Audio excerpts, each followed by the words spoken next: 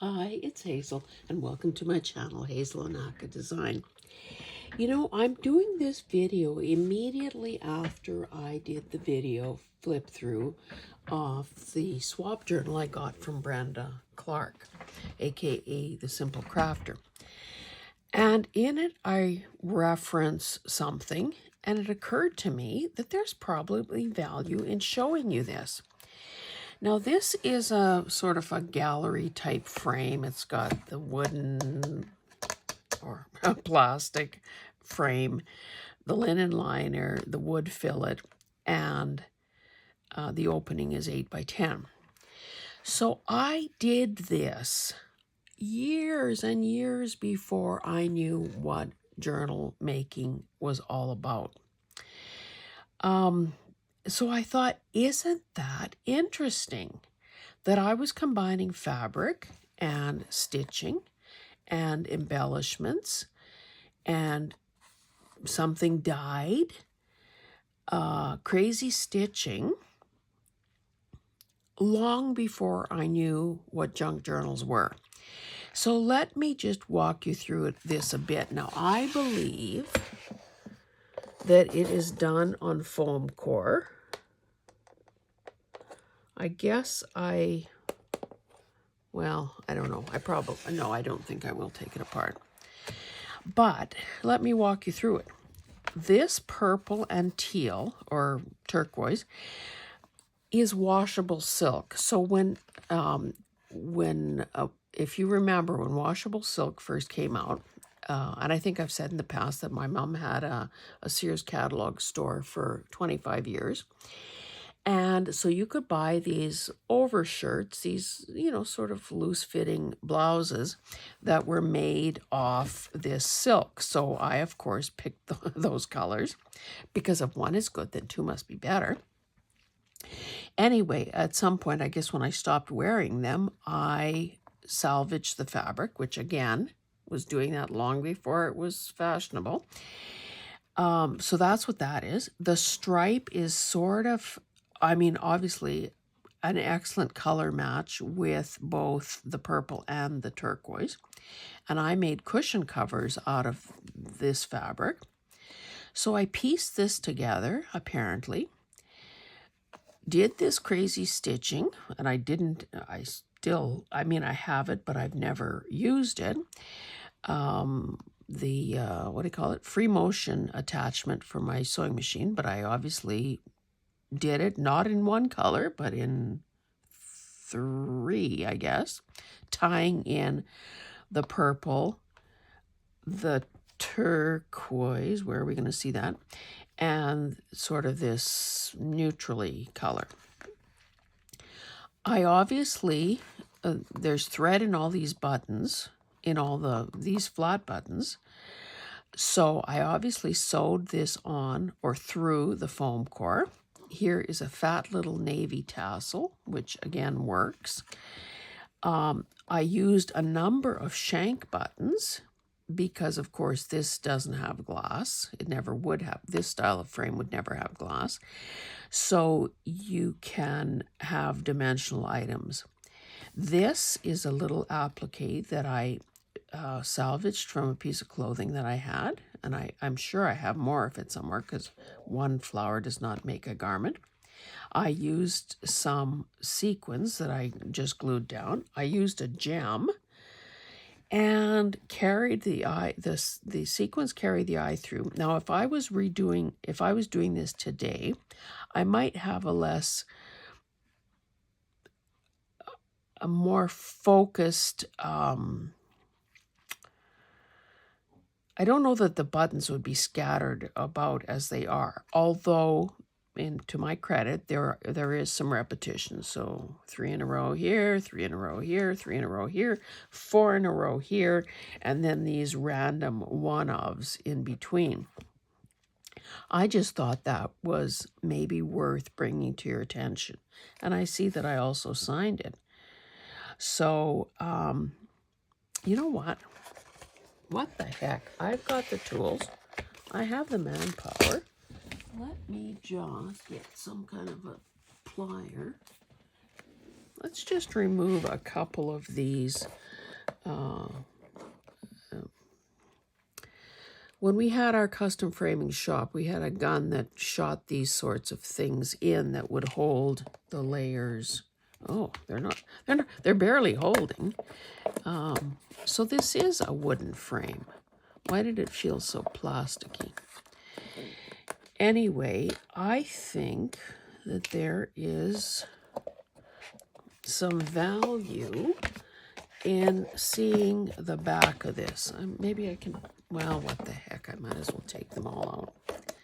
Because who knows, maybe I could obviously reframe it, but I could also, I'm curious as to how I did this. I mean, I have a theory. Oh, so the foam core, oh, so this is just on a piece of card. Well, not even, I mean, look how flimsy it is. So I stitched it around. I did the patchwork. I stitched it around, and then I sewed through the cardboard, and then just held it in place with masking tape. So you know what that means. I could undo the masking tape, and I would have, but that's so bulky.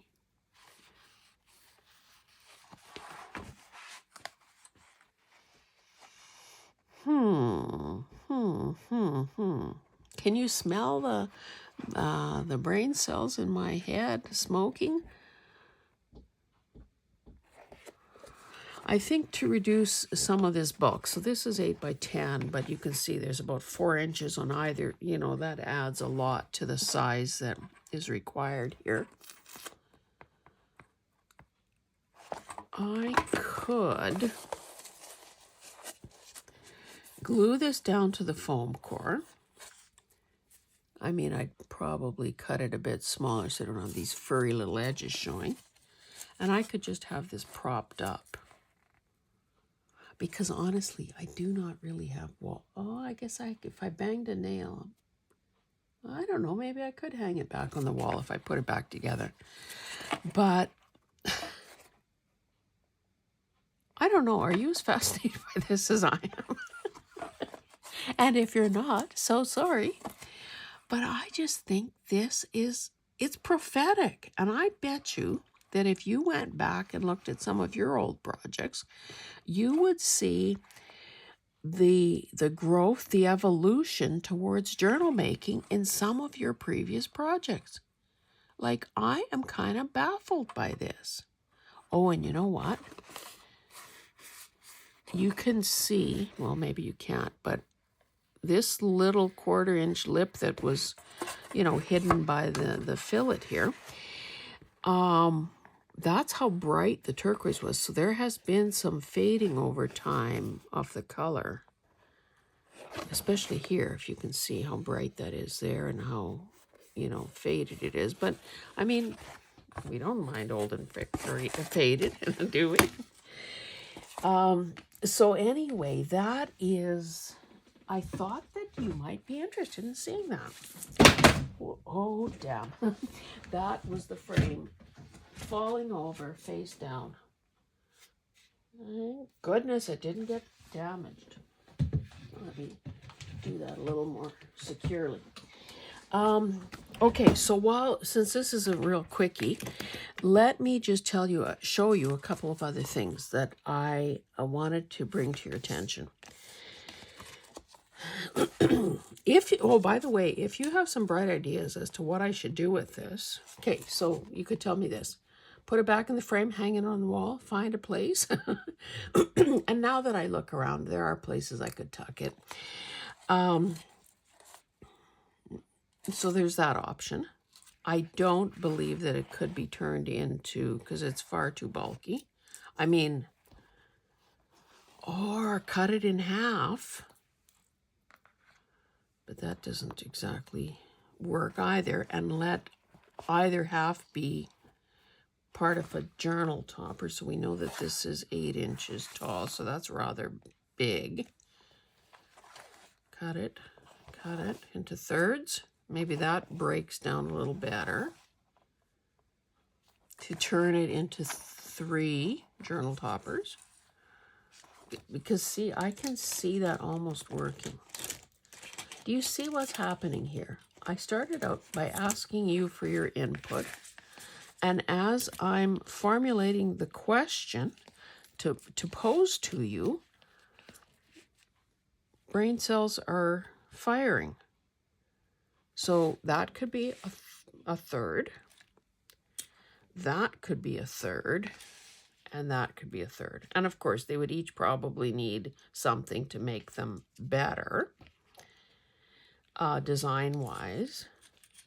Okay, so reframe, turn into journal toppers, mount to the foam core and just prop up on a bookcase or whatever to take up less space.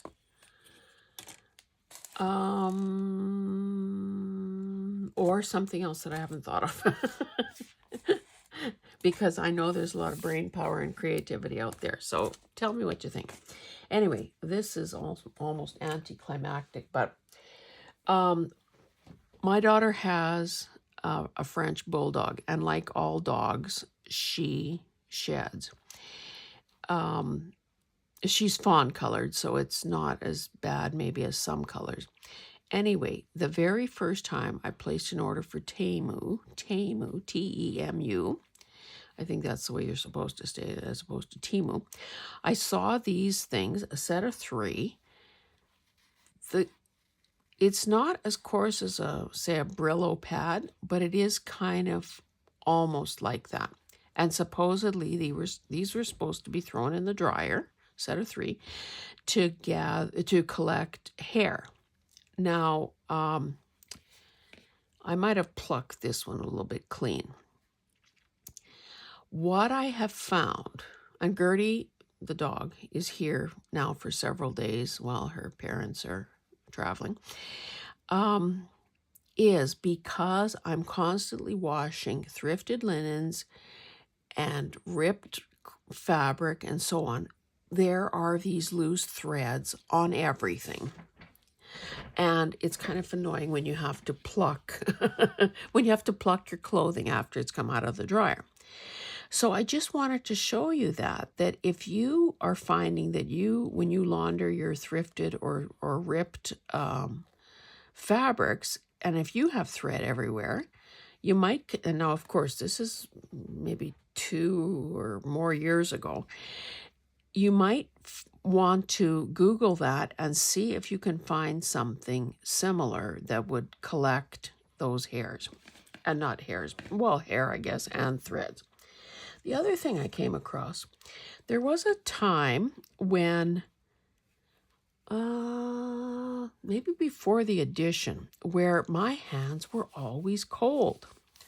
So here I was working in my studio, and again, that might have been, well, that would have been before journal making. So I had these fingerless gloves so that I could type. So maybe that if some of you are having some discomfort, I mean, obviously not when it's plus gazillion degrees, but in winter, that might be an option to think about. You'd still have the flexibility or the full use of your fingers. And this is like sort of a, on babies' sleepers, when they have the non-skid feet. This is almost the same kind of thing. So it's a grippy surface, and it could keep your hands warm. Now, I obviously haven't used these in years. The other thing, before I started seeing my Chinese medicine guy, traditional Chinese medicine doctor, I was having hand pain. And you can see that I have osteoarthritis. And I think most people do to some degree or other, and obviously have these. I had to give up my career as a hand model.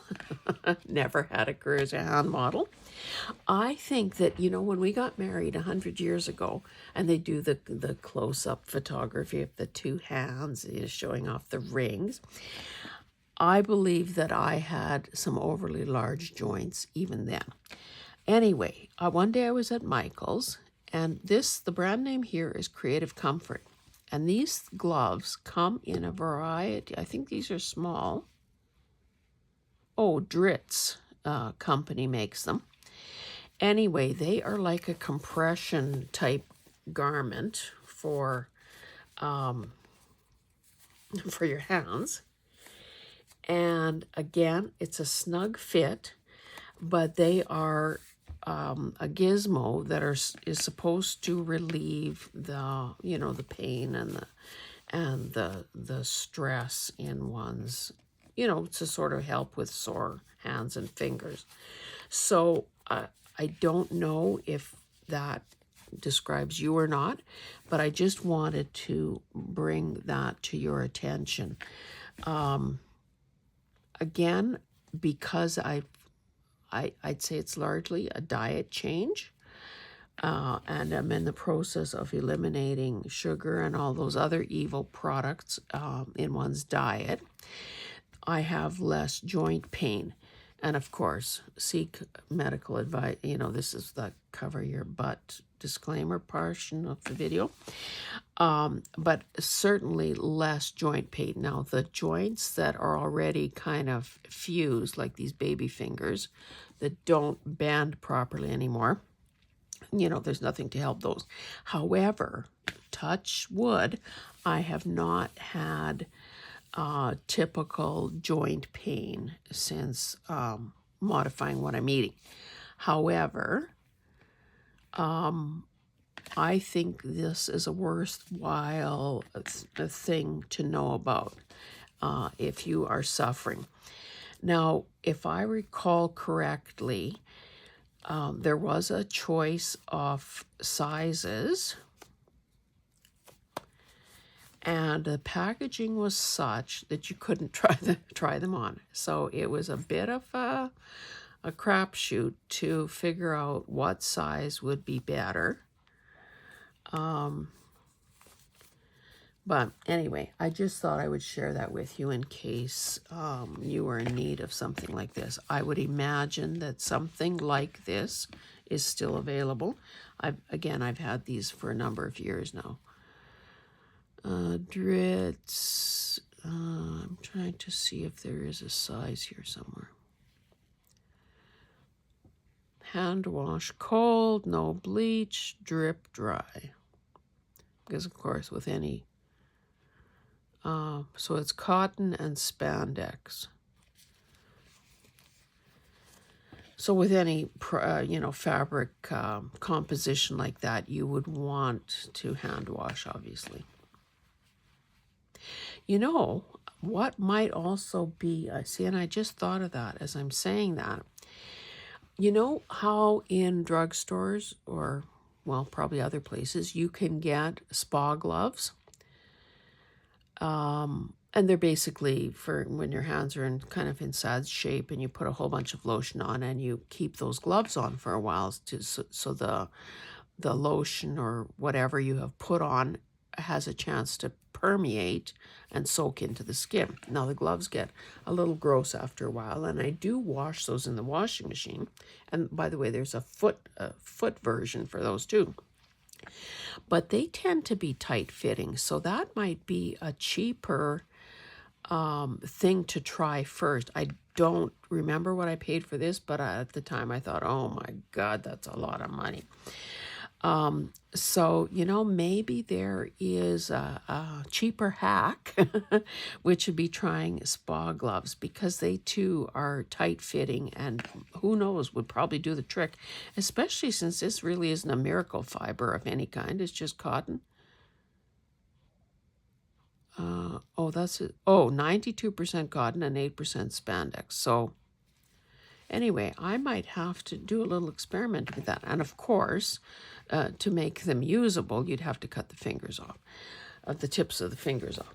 Anyway, that is all I have to say today. Wasn't that an odd mix of topics?